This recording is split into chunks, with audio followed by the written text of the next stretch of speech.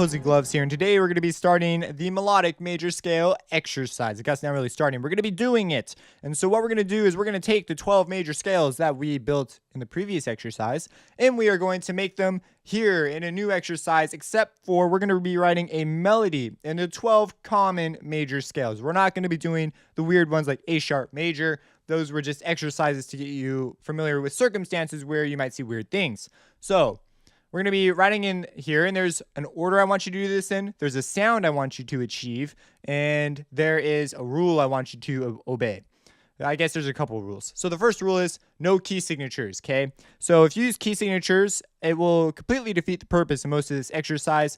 The idea is getting you to think in keys and recognize when sharp should be there and when they should not be there, when flat should be there, when they should not be there, and why you would write particular ways. These are supposed to be things that you'll just discover as you do this exercise. So, for example, you're writing G major, better watch out for that F sharp. You have to write that F sharp in. And if you make the G major scale, you'll see there's an F sharp. I don't want you writing scales as crutches and using them as reference points. You need to think more efficiently, because later on down the line, stuff like that is just going to be too slow. You're going to have to think faster. So the way you can think of a G major scale is, oh, it's like a C major scale, only the F is sharp. So you just think, watch out for the F sharp. Everything else is natural if thinking in the key of G. And then eventually you'll just get used to thinking, oh, it's just G major. Like, it's just a thing. It's just like C major.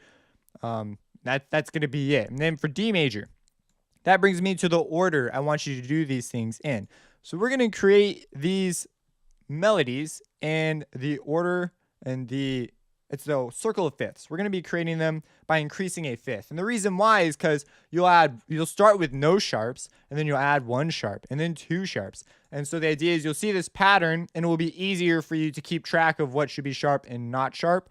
And you'll see as the sharps get added, there'll be this sort of order that forms, and we're going to be talking about this order. It's called the order of sharps, or you can look at it as the order of flats, and we're going to talk about that one in a separate deal. So it's going to really help you sort of develop tools to think in keys efficiently. And so the way it works is you're going to start in C major. So we start in C major, and I'd like you to begin your melody with C. The reason for this is you always begin your melody with the note of the scale, well, for this exercise. And the reason is I want you to be ultra familiar with the sound of a major scale. Your melody will sound a particular way because you will only be using notes in the scale. That's called being diatonic. And that's another rule. You're not allowed to use any notes that are outside of the key you're working in. So if you're working in C major, that means you can only use the white keys. You can only use natural notes. There's no sharps, no flats. You can't use them. Forget about it. And the reason is we need you to become super familiar and form a base of what a major sound sounds like, a major scale. And as you form that base, it'll be super useful as you get into doing more advanced things. You'll be able to reference this base. So we have to build it and get used to it. So stay only diatonic. It's a creative challenge. So make some cool melodies that are only diatonic, meaning only notes in the scale. So if you're working in D major, you can only use the notes that exist in the D major scale. And again, don't write out the scale next to you. Come up with a better system. So like think of it as like, oh, it's like all naturals except the F sharp and the C sharp. Those are both sharp. Everything else is natural. And so, yeah. So we're going to be doing that. Now, after you write out it, I chose to do everything 8 bars. You could choose changing tempos or whatever. I stayed all the same tempo. I kept mine relatively simple. But after you write out your melody, then you will go from the C, and you think, what is a fifth away from C? A perfect fifth. And you say, oh, it's G. So your next one will be written in G, and you'll notice it will have a similar sound as the C major. And you'll notice this across all the scales. It's why one of the properties of the major scale is this sound that goes along with using this pattern of intervals or a major scale. And so we have G, and what's the fifth away from G? It's D, and away you go. Now, I do want you to write at least 8 bars for every melody. And the reason is a 4-bar phrase is really easy to do. Sometimes when you get to the second part, the 5th bar, you're like, oh crap, what do I do? Sometimes your whole melody will be 8 bars. So I just want you to do that, and I don't want you repeating anything. It's cool with repeating rhythms, just change the notes, do something different. Don't do the exact same thing twice. That sounds really lame, and it's a bad habit to get into because it won't give you very much to develop later on. On your melodies, they should be simple. They should be easily sung or played. We are not writing melodies that are impossible to play or sing or extraordinarily difficult to read. That's a common thing beginners do, and it's just plain not okay. You'll get marked down on tests for doing stuff like that because you'll be like, this is impossible to play. Why would you ever write something like this? We could get into all sorts of cool 20th century arguments, but for now, we're learning traditional tonal harmony, so just make them easy to play.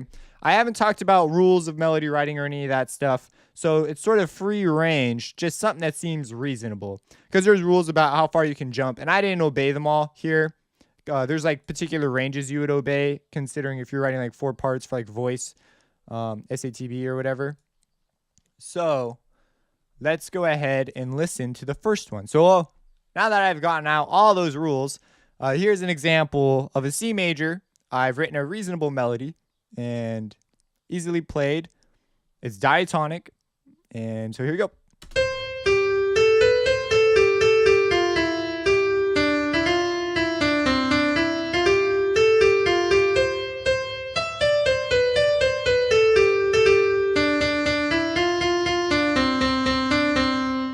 And so it sounds very finished, very done. I don't want you to write a melody you're uncomfortable with. Write a melody that you're like, okay, this sounds like a thing, like it's done. And you notice we start on C, we end on C.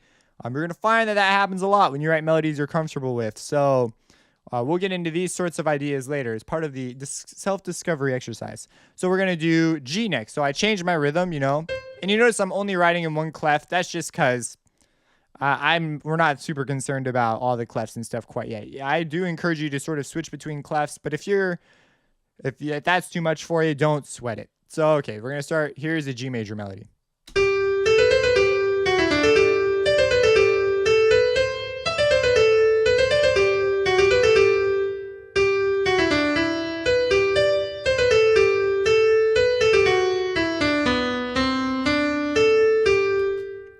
There you have it. Really simple, 8 bars. So that's what we're aiming for, that sort of stuff. So we go in, we start in D. I'll upload this as a file. It'll be included as an example file, but you'll have to create this on your own. Over here, I decided to, have some more fun. I threw in some grace notes. I was like, hey, I'm actually at the end. I want to throw in some cooler things. So it's like, for example, this is the B flat. We have some grace notes and stuff. You're not expected to know about this stuff. I just realized that I think that's a B natural to a B flat. You're not expected to know this stuff. This breaks one of my rules, though. We'll make it as a C there. Okay.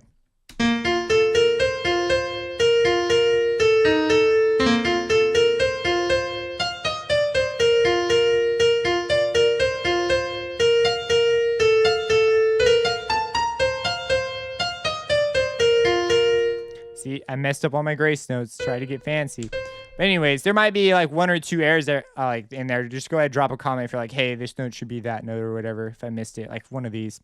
But you get the idea. So now it's diatonic. See, the problem with that one was it wasn't diatonic. There's no B natural and a B flat major scale. So I can't use that note. So I move it to C, fixes it. So yeah, that's just like a grace note, a fun little grace note project. We haven't talked about grace notes. That's like ways off. That's like small stuff. So that's the exercise.